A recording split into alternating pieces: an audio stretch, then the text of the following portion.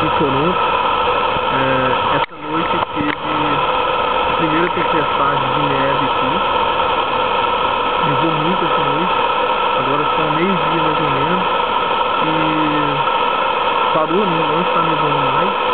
E gostaria de mostrar aqui para vocês como que está aqui. Hoje está aproximadamente 30 centímetros, 20 a 30 centímetros de neve. Eu vou mostrar aqui como que está o jardim aqui. Olha esse jardim. Aqui é o jardim. Olha só como que estão os carros na rua. Completamente cheio de neve.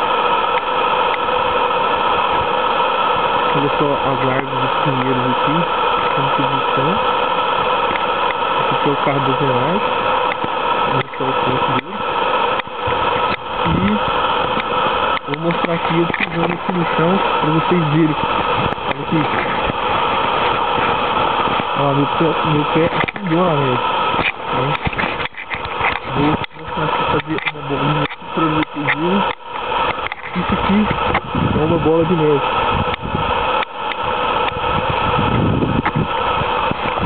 Olha só.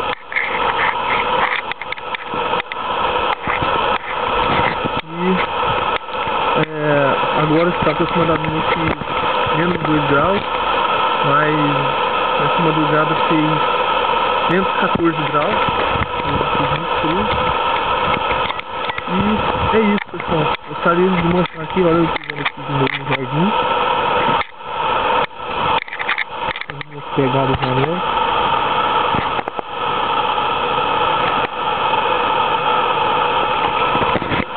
Vou mostrar aqui o carro da Zenite, como que está o carro do Zenite.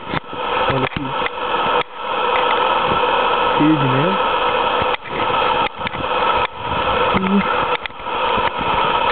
E é isso que eu gostaria de mostrar aí para o pessoal no Brasil, como que está aqui em Toronto.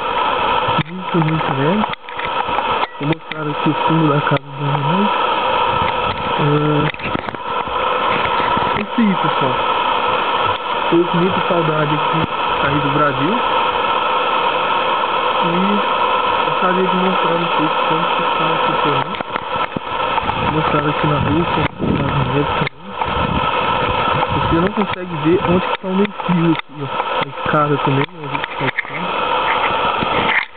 O meio fio também você não consegue ver, no final tem meio fio na rua. E é isso aí, pessoal.